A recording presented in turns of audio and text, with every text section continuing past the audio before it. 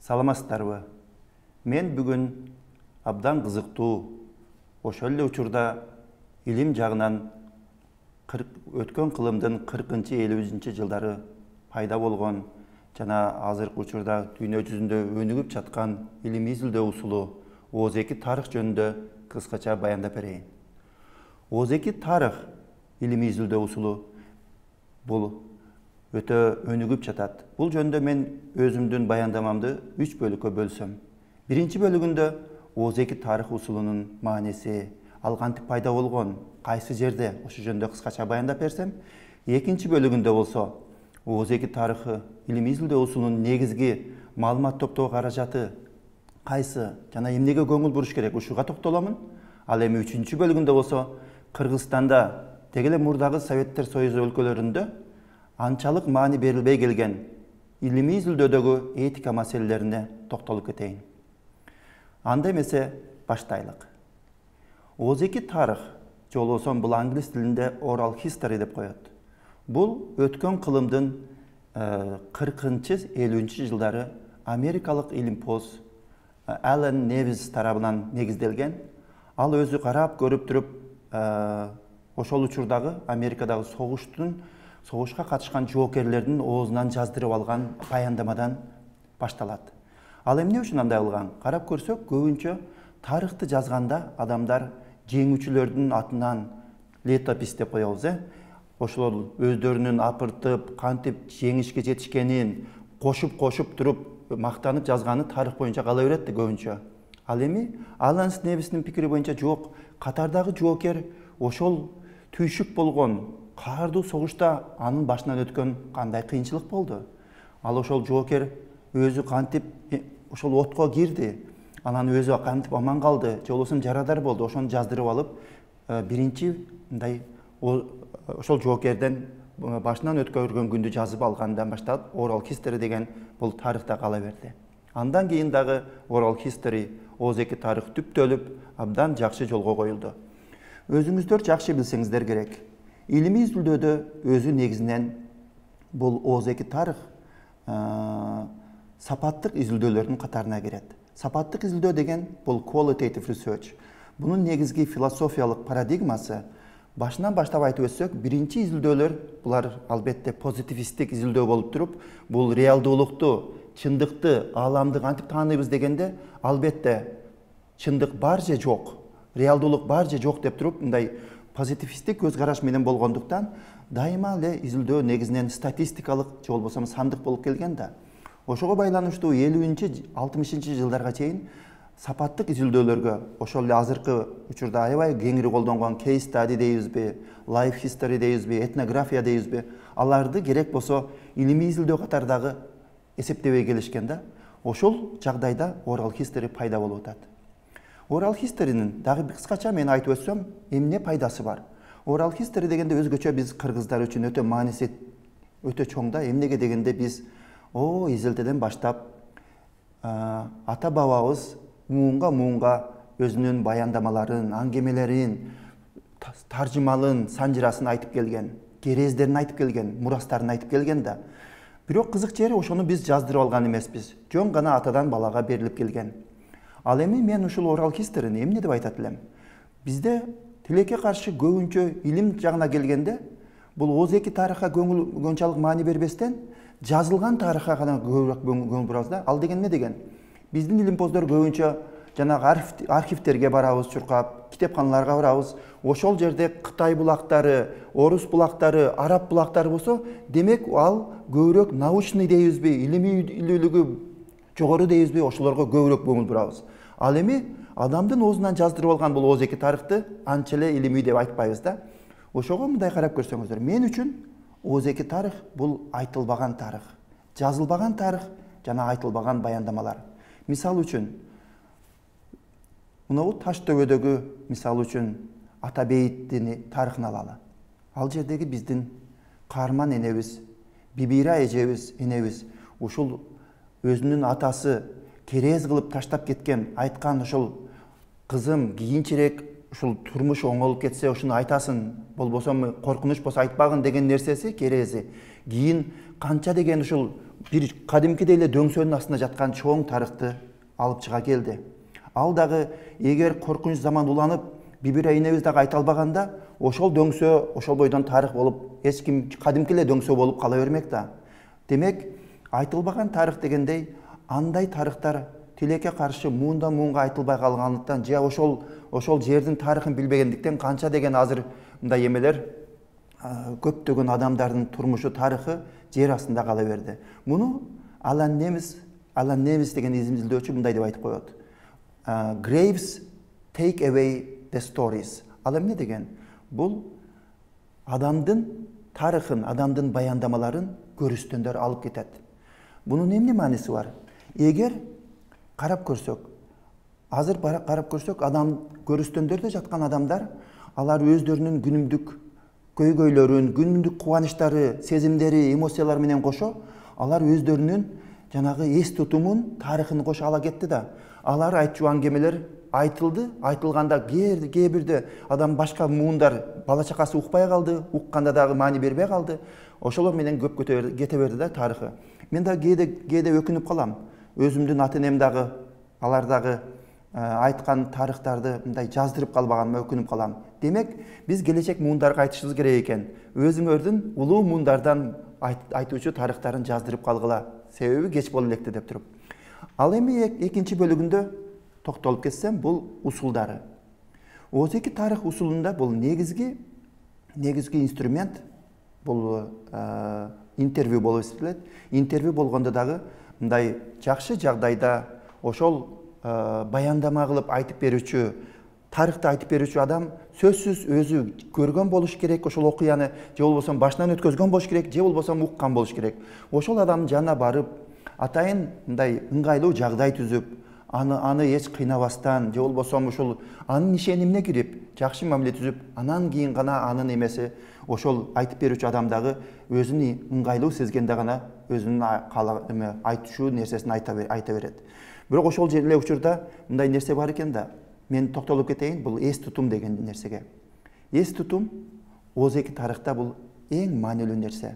Эс тутум себеби биз адамдардын эс тутуму бул идеалдуу эмес экен да. Бара-бара адамдар унута баштайбыз. Кээде эсибизден чыга баштайт. Кээде окуяларды алмаштыра беребиз.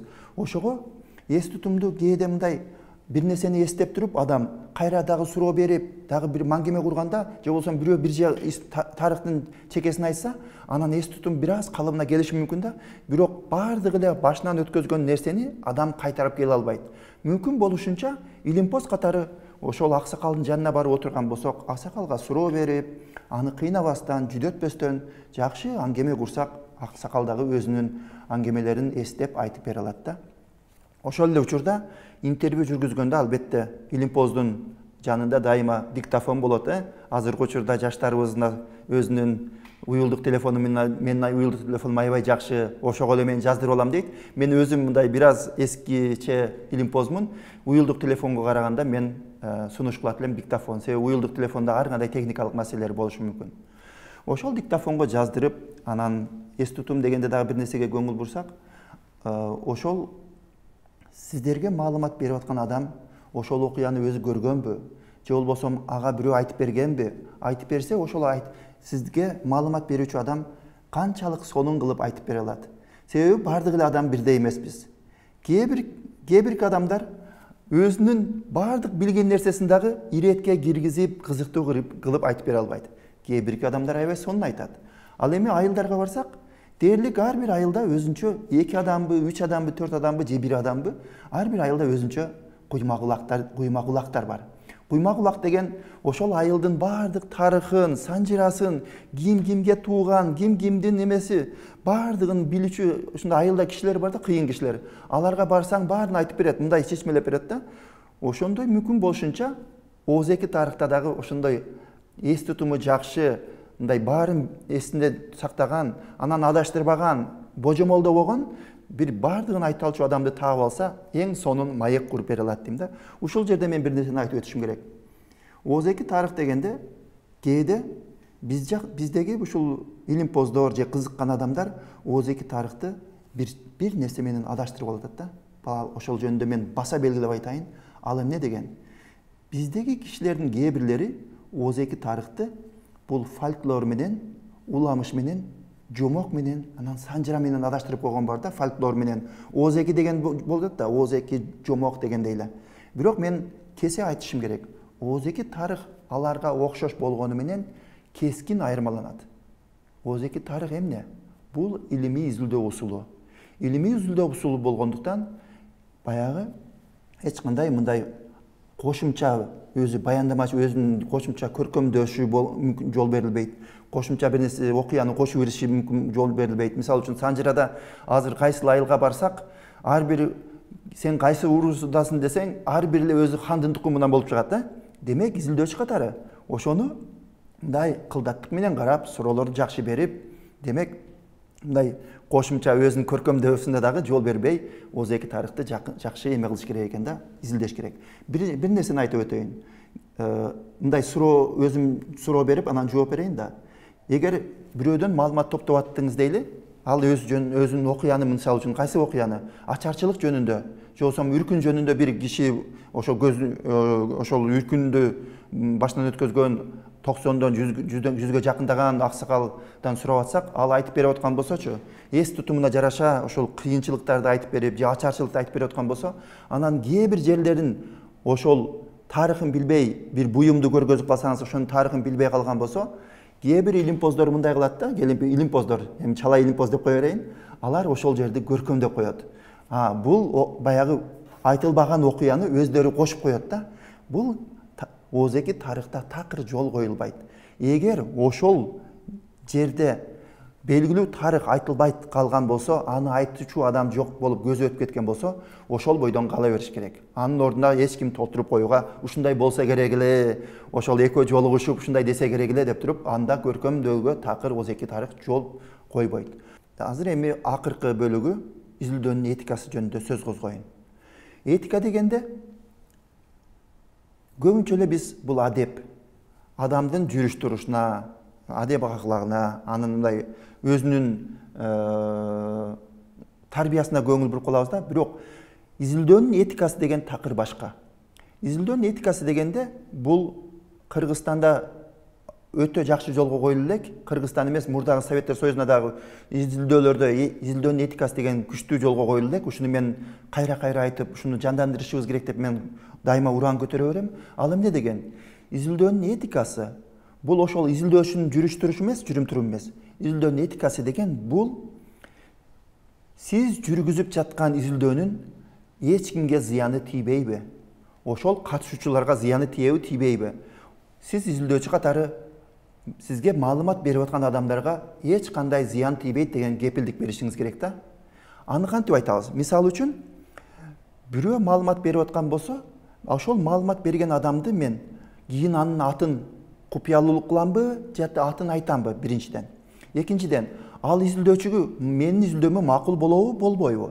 Ошол эле учурда ал менин изилдөө жүргүзүп туруп, анын айтып берген аңгемесин эмне кылам? Аңгемесин айтып, көрүнгөн жака жөнөтүп, анан аны кайрадан ашкере кыламбы? Же болбосо ал адамдын аңгемесин колдонуп, бирок ошол эле учурда анын уруксаты менен колдонуп, ал адамды мен мындай коргоп каламбы? Балким атын айтпастан псевдоним колдономбу? Ушуга окшогон жол жобосун баардыгын изилдөөнүн этикасы деп коет. Аны үчүн атайын чет өлкөдө эки баракпы мындай расмий барак жазылат, баракка кол коюлат.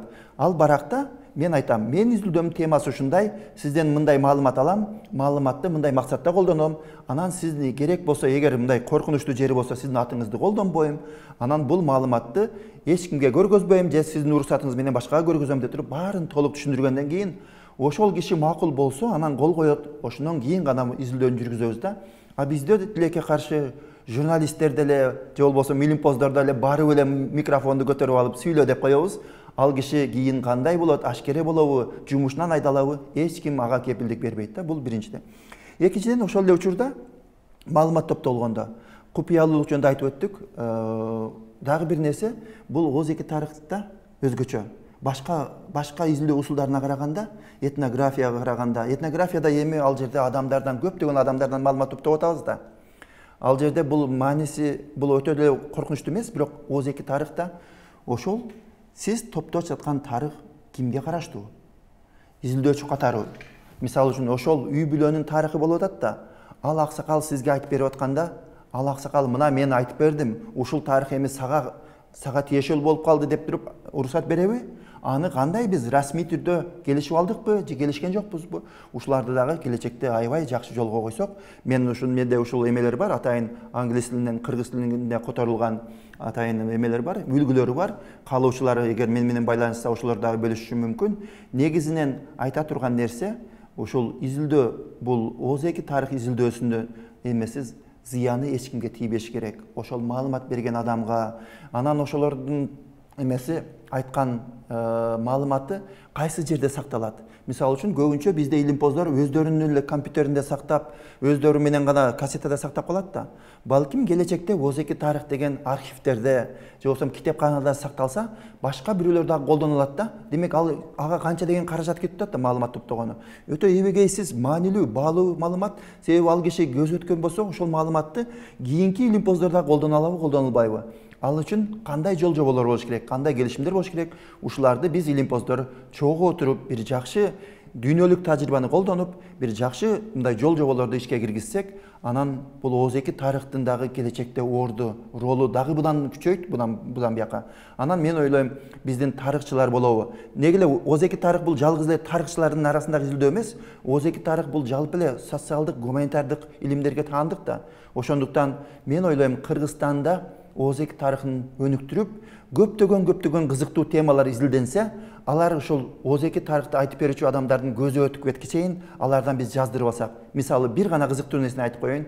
Азыркы учурда мен эгер убактым болсо, эгер убактым болгондо бир өтө кызыктуу тарых бар да. Бул 90-жылдардагы Союз таркагандан кийин биздин канча деген кыздарыбыз, балдарыбыз чет өлкөгө кетти. Азыр миллионго жакын болуш керек, же миллиондон ашыкпы биздин жарандарыбыз миграцияда жүрөт. Россияда жүрөт, Казакстанда жүрөт, же алыскы чет өлкөлөрдө. Өзгөчө Россия менен Казакстанга барган биздин мигранттар көпчүлүгү бутка турду, көпчүлүгү кыйналды. Бирок ошо 90-жылдары алардын башынан кандай кыйынчылык өттү. Бир жагынан рекеттер, бир жагынан полиция бардыгынын башынан өткөздү. Поездда барганда канчасы кыйналды. Алардын ооз-эки тарыхын жазган азыр эч ким жок. Менимче бул дагы өзүнчө ооз-эки тарых. Билим берүү адис катары ошол чет өлкөдө жүргөн мигранттардын балдары кантип билим берүү жагы кандай болду? Кантип мектепке барып билим алышты? Ошолордун келечеги кандай болот деген бир кызыктуу тема бар. Муну мен жөн гана сунуш катары айттым, мисал катары. Айтайын дегеним, урматтуу көрүүчүлөр, ооз-эки тарыхты дагы өнүктүрө берели. Кыргызстанда ушул илим изилдөө усулу дагы өз ордун таап, биздин кыргыз элибизге кызмат кылсын. Себеби кыргыз элинде сөздү баалаган, бири-бирине мурас кылган, керез кылган, ата-энеси балдарына айтып берип, дайыма мындай багыт көргөзгөн. Ошондуктан биз үчүн ооз-эки тарыхтын абдан пайдасы келечекте да көп болот. Ушуну менен мен аягына чыктым. Саламатта болуңуздар.